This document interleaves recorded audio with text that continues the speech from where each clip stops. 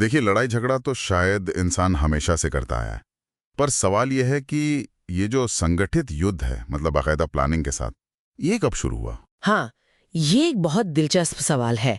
जैसे आपने केनिया वाले नटारुक के कंकालों का जिक्र किया, करीब 10,000 साल पुराने। हाँ, उन पर भयानक हिंसा के निशान मिले हैं। जी, लेकिन देखिए, किसी एक घटना की हिंसा या छोटी मोटी झड़प और दो गुटों के बीच सोच समझकर किसी मकसद से लड़ी जाने वाली लड़ाई, उसमें फर्क है। अच्छा, तो संगठित युद्ध का मतलब है कोई खास मकसद, जैसे जमीन या खाने पीने का सामान? बिल्कुल, संसाधन, इलाका या फिर ताकत दिखाना।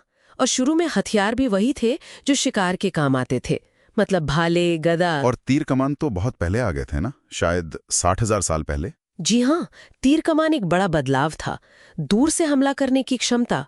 तो तकनीक तो आप कह सकते हैं शुरू से ही बहुत अहम रही है युद्ध में। तो फिर ये मामला छोटी मोटी झड़पों से बड़ी संगठित सेनाओं तक कैसे पहुंचा?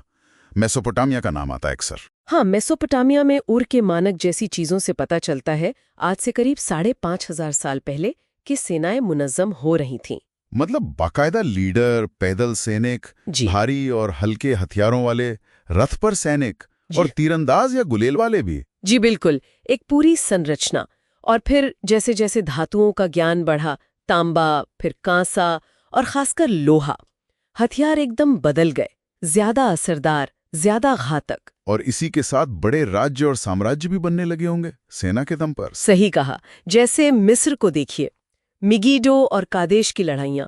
फिर असीरियाई साम्राज्य, वो तो घेराबंदी में उस्ताद माने जाते थे। लाकिश की घेराबंदी का जिक्र आता है। उनकी तकनीक कमाल की थी उस समय के हिसाब से। और फारसी साम्राज्य? Cyrus the great. हाँ, फारसियों ने अपनी सेना को बहुत व्यवस्थित किया। उनके इमॉर्टल सैनिक मशहूर थे और उनकी रसद यानी सप्लाई लाइन का इंतजाम बहुत बेहतर था। बड़े साम्राज्य को चलाने के लिए जरूरी भी था। अच्छा, अब जरा यूनान की तरफ चलें। ग्रीस में तो कहते हैं आम नागरिक ही सैनिक थे, वो होप्लाइट और फालानेक्स वाली बात। हाँ, होप्लाइट सैनिक, भारी कवच और ढाल वाले। और उनकी फालानेक्स व्यू रचना, मतलब सैनिकों की एक बहुत घनी दीवार जैसी कतार। अनुशासन इसमें सबसे जरूरी था। ये बहुत मजबूत होती होगी। बहुत मजबूत, लेकिन थोड़ी इनफ्लेक्सिबल भी थी। मतलब मुड़ना या दिशा बदलना मुश्किल। फारसियों के खिलाफ लड़ाइयों में जैसे मैराथन, थर्मोपाइल और फिर यूनानी राज्यों की आपसी लड़ाइयों में भी इसका खूब इस्तेमाल हुआ। और फिर मैसेडोन के फिलिप और सिकंदर ने इसे बदला। जी हाँ, उन्होंने फालानेक्स को और बेहतर बनाया। लंबे भाले इस्तेमाल किए जिन्हें सारिसा कहते थे, और साथ में अपनी कैवलरी मतलब घुड़सवार सेना का बेहतरीन इस्तेमाल किया। इसी के दम पर सिकंदर ने इतना बड़ा साम्राज्य खड़ा किया। इस्सुस और गौगामला जैसी लड़ाइयों में उनकी रणनीति कमाल की थी। और फिर आते हैं रोमन वॉर मशीन तो बहुत मशहूर है। उनकी क्या खासियत थी? टैंक से ज्यादा लचीली थी। वो छोटे छोटे मैनिपल में बट सकती थी, जिससे मुश्किल जमीन पर लड़ना आसान होता था। मतलब वो हालात के हिसाब से ढल जाते थे। बिल्कुल। प्यूनिक युद्धों में हैनिबल जैसे कमांडर से कैने जैसी भयानक हार झेलने के बाद भी उन्होंने सीखा, अपनी रणनीति बदली, सेना को और बेहतर बनाया। सीजर जैसे कमांडर हुए, इसी दम पर वो इतना बड़ा साम्राज्य बना पाए और पैक्स रोमाना कायम रखा। हालांकि बाद में यही सिस्टम कमजोर भी पड़ा। और दुनिया के दूसरे हिस्सों में क्या हो रहा था इस दौरान, जैसे भारत या चीन में? वहां भी युद्ध का अपना लंबा इतिहास है। भारत में महाभारत जैसे महाकाव्यों में युद्ध का वर्णन है। कौटिल्य के अर्थशास्त्र में तो सेना, जासूसी, रणनीति पर बहुत विस्तार से लिखा है। मौर्य और गुप्त साम्राज्यों की बड़ी सेनाएं थीं। और हाँ, युद्ध हाथी उनकी एक खास ताकत थे। और चीन? वो टेराकोटा सेना तो गजब है। जी हाँ, वो किन शी हुआंग की सेना उस समय की सैन्य ताकत दिखाती है। चीन में क्रॉसबो जैसे उन्नत हथियार थे। वो संयुक्त हथियार रणनीति, मतलब अलग अलग तरह के सैनिकों को मिलाकर इस्तेमाल करने में माहिर थे। किन और हान राजवंशों के समय सेना बहुत संगठित थी। ठीक है, अब आते हैं मध्य युग, मतलब मिडल एज पर। यूरोप में इस समय लगता है शूरवीरों का, नाइट्स का बोलबाला था, घोड़े पर लड़ने वाले। हाँ, काफी हद तक। भारी कवच पहने घुड़सवार शूरवीर मैदाने जंग की सबसे बड़ी ताकत माने जाने लगे। कैवलरी का प्रभुत्व था। और किले भी बहुत बनने लगे थे शायद। बिल्कुल, किलेबंदी बहुत मजबूत हुई। और फिर उन किलों को तोड़ने के लिए घेराबंदी की नई नई तकनीकें और मशीनें आईं, जैसे ट्रेबुशेट। इसी दौर में फ्रैंक्स वाइकिंग्स अपनी लॉन्ग शिप से कहीं भी पहुंच जाते थे और बाइज़ेंटाइन साम्राज्य भी था अपनी पेशेवर सेना और ग्रीक फायर के साथ। और इसी दौर में इस्लाम का उदय और विस्तार भी हुआ और फिर धर्मयुद्ध, क्रूसेड्स। जी, शुरुआती इस्लामी सेनाएं अपनी फुर्तीली हल्की कैवलरी और धार्मिक जोश की वजह से बहुत तेजी से फैलीं। बाद में तुर्क लड़ाकों का असर बढ़ा, जैसे सेल्जुक, और फिर यूरोप से यरूशलेम और पवित्र भूमि को वापस लेने के लिए धर्मयुद्ध शुरू हुए। ये कई सदियों तक चले, जिनके मकसद भी बदलते रहे शायद। हाँ, वक्त के साथ उनके मकसद और नैतिकता में भी बदलाव आया। और उधर एशिया में तो मंगोलों ने जैसे सब कुछ बदल दिया। मंगोल साम्राज्य, चंगेज खान, उसके उत्तराधिकारी, उनकी घुड़सवार तीरंदाजी कमाल की थी। उनकी रणनीति, जैसे झूठा पीछे हटना और फिर पलट के हमला करना, दुश्मन को घेरना, तेजी से चलना, और वो घेराबंदी में भी माहिर हो गए थे।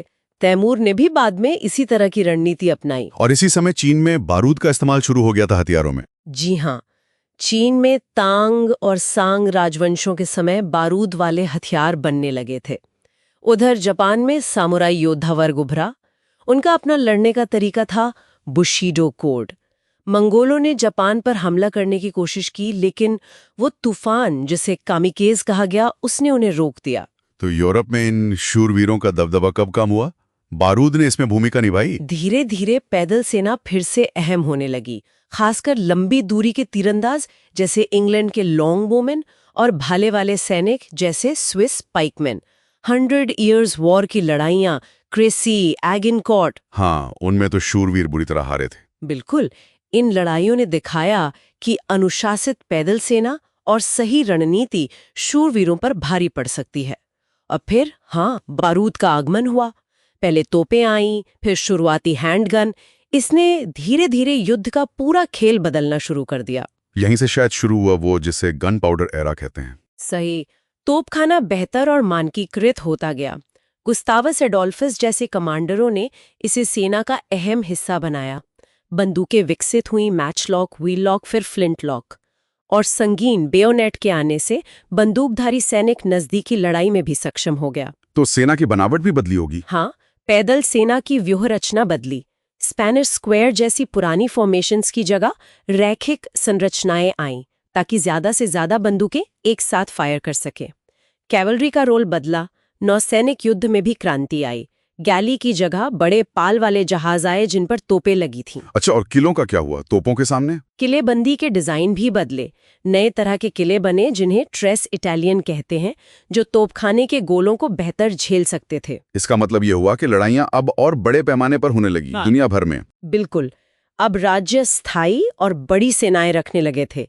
यूरोप में 30 साल के युद्ध जैसे भयंकर धार्मिक और राजनीतिक युद्ध हुए। ऑटोमन साम्राज्य अपने चरम पर पहुंचा और फिर उसका पतन शुरू हुआ। भारत में मुगलों ने बारूद के दम पर बड़ा साम्राज्य बनाया। पानीपत की लड़ाइयां अहम थीं। जापान का एकीकरण भी इसी दौर में हुआ ना, नोबुनागा, हिदेयोशी। हाँ, और फिर तोकुगावा शोगुनेट। नागाशिनो की लड़ाई में बंदूकों का निर्णायक इस्तेमाल हुआ था।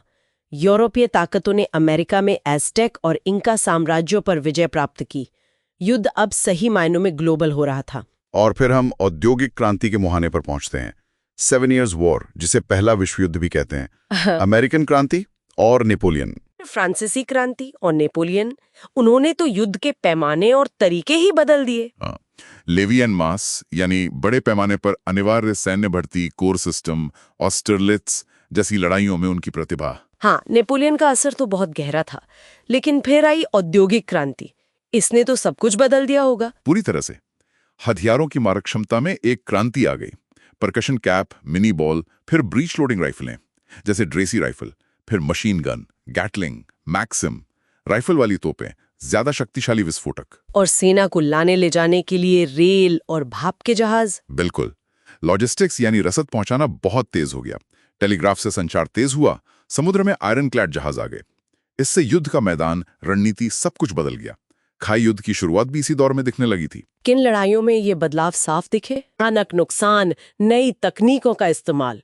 फिर फ्रैंको प्रूशिया युद्ध, जिसमें प्रूशिया की संगठित सेना और तोपखाने का कमाल दिखा। रूस जापान युद्ध में आधुनिक नौसेना का टकराव हुआ सुशिमा में, और जमीन पर खाई युद्ध की झलक मिली। ये सब आने वाले और भी भयानक विश्व युद्धों की आहट थे। तो संक्षेप में कहें तो ये सफर छोटी मोटी हिंसा से शुरू होकर संगठित राज्यों के विशाल युद्धों तक पहुंचा।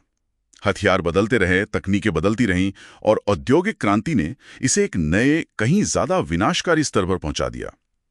ये वाकई एक लंबा और लगातार चलने वाला बदलाव रहा है। बिल्कुल। और इस पूरे तकनीकी और सामरिक विकास के साथ ये नहीं भूलना चाहिए कि हर दौर में मानवीय त्रासदी का पहलू हमेशा साथ रहा है। युद्ध के पैमाने बदले, तरीके बदले, हथियार बदले, लेकिन उसका विनाशकारी असर, इंसानी जानों का नुकसान, वो शायद हमेशा एक कड़वी सच्चाई रहा है। तो ये थी युद्ध के इतिहास पर हमारी एक गहरी नजर। उम्मीद है ये जानकारी सुनने वालों के लिए उपयोगी रही होगी। क्या हमारे समझाने का तरीका ठीक था, या इसे और बेहतर कैसे बनाया जा सकता है? अपने विचार हम तक जरूर पहुंचाएं ताकि हम आगे और सुधार कर सकें। धन्यवाद।